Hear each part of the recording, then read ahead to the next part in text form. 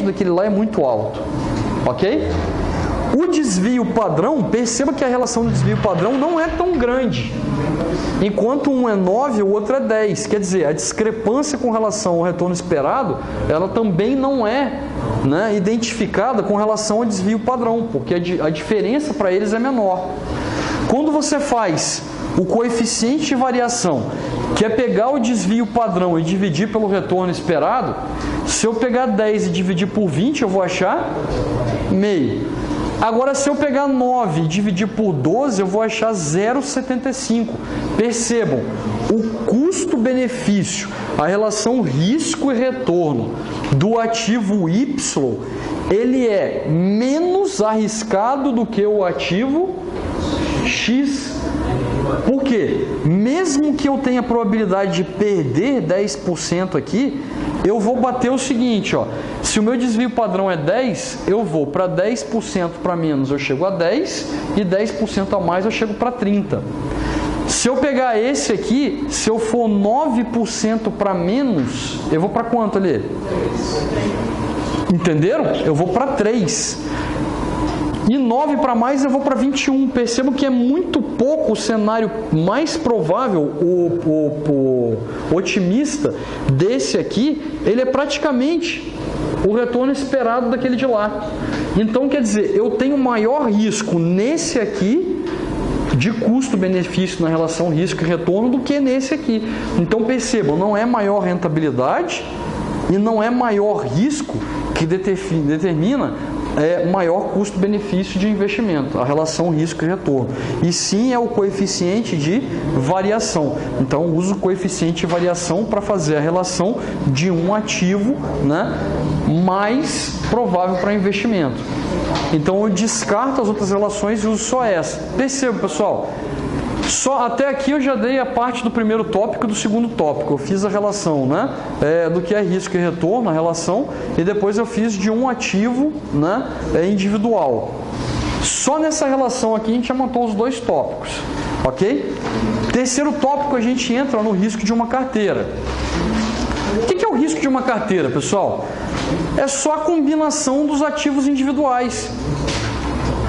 Risco de carteira é combinação de ativo individual. E aí, o que eu vou entrar quando eu falo de risco de carteira? Aí eu tenho que levar em consideração a correlação e tenho que levar em consideração, né, a diversificação. Ok? Porque matematicamente falando, em cálculo, eu só vou olhar a proporção que eu invisto no ativo A e a proporção que eu invisto no ativo B. Então, por exemplo, como é que eu faço para achar o coeficiente de variação de uma carteira? Eu vou achar o coeficiente de variação de cada ativo isoladamente e vou multiplicar pelos seus respectivos pesos. Ou seja, quanto eu investi de capital em cada ativo, quanto do meu montante de capital eu investi em cada um dos ativos da carteira. Aí eu vou ter uma proporção, um peso. Por exemplo, eu investi 20% em um, 50% no outro, 30% do outro. Então, qual é a relação risco e retorno? O coeficiente de variação da carteira. Eu pego aquele ativo que eu investi 20% e multiplico pelo seu coeficiente de variação. Aquele que eu investi 50%, multiplico pelo seu coeficiente de variação. E aquele que eu investi 30%, multiplico pelo seu coeficiente de variação. Somo todos, eu tenho o quê? O coeficiente de variação da carteira. Beleza? Agora, o que é interessante com relação ao risco de uma carteira? Qual carteira é mais indicada em detrimento a outra carteira? O que vai ser diferente ali dentro? Os ativos que eu possuo e as correlações existentes entre os ativos. Essa é a diferenciação de uma carteira para outra. Então, os cálculos matemáticos, eles são os mesmos de um ativo individual, só que com suas devidas proporções dentro de uma carteira. Mas o que é importante a gente levar em consideração aqui, né? A correlação e a diversificação. Então, quando a gente entrar na carteira, ó, ele já dá as prévias aqui dentro, né? A aversão ao risco, né?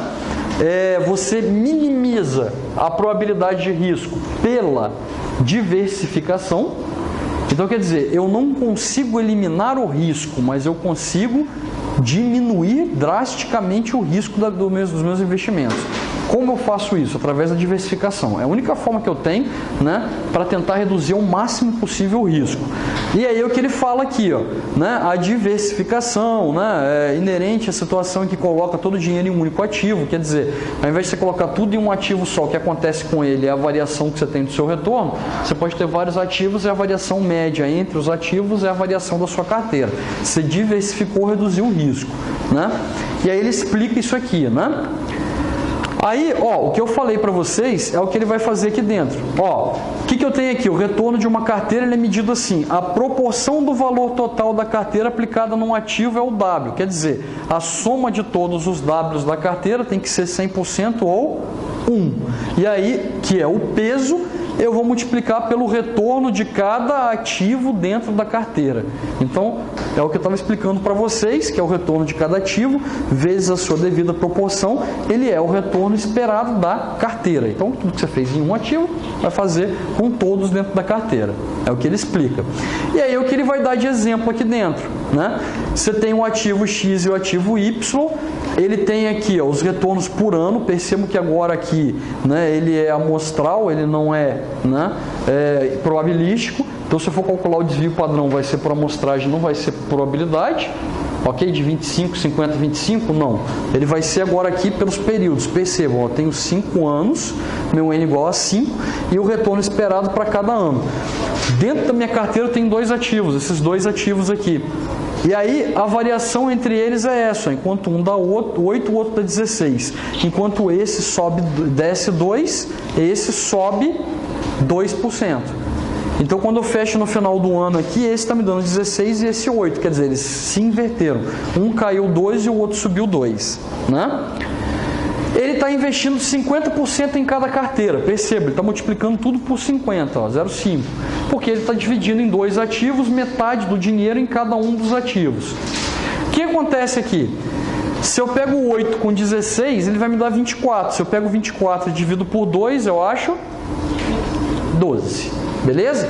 Aqui ele fez na proporção, metade de 8, metade de 16. 4 mais 8, 12. Fez isso para cada um dos períodos.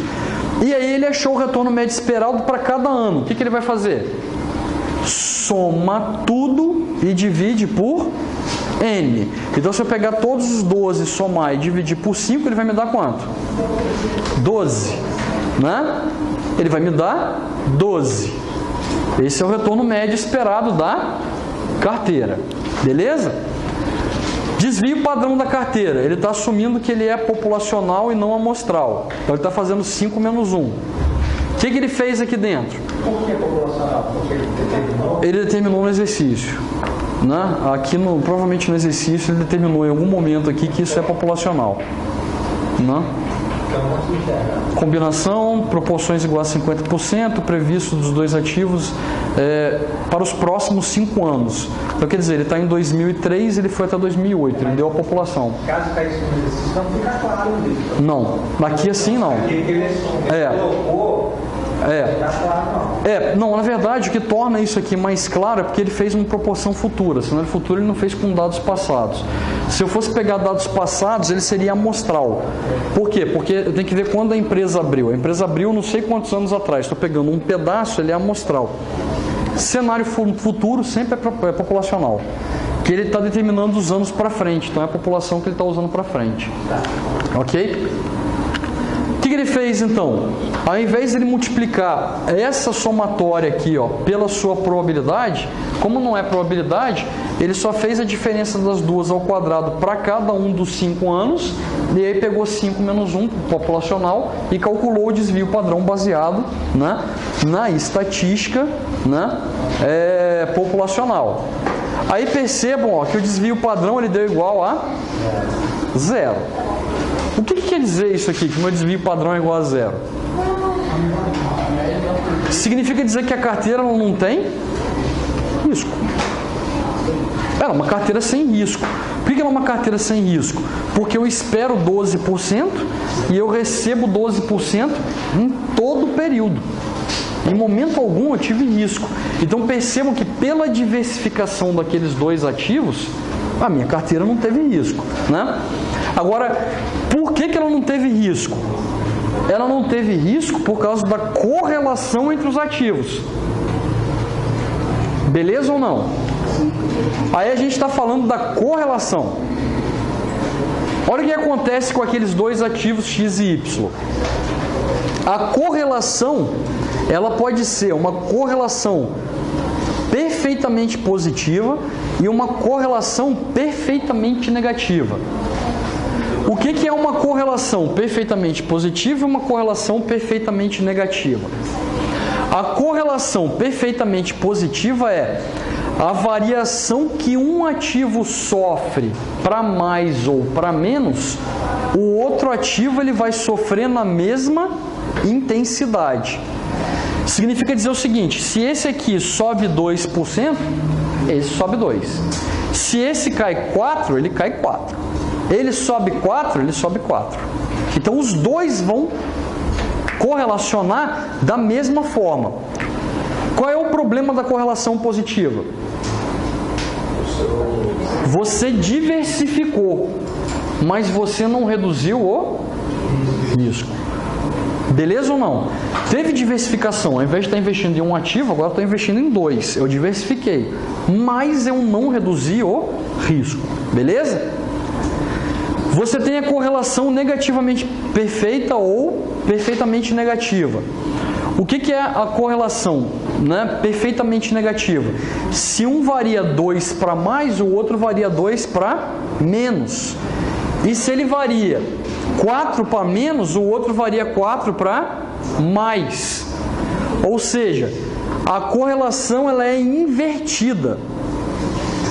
O que acontece com a correlação invertida? Quando ela é perfeitamente negativa, eu elimino o, mas eu não aumento o meu. Beleza o que eu estou querendo dizer? Eu elimino o meu risco, mas eu não aumento o meu retorno. Ou seja, eu não ganho nada, mas eu também não arrisco nada. Ok? Só é interessante perfeitamente negativo em um único momento. Qual o único momento?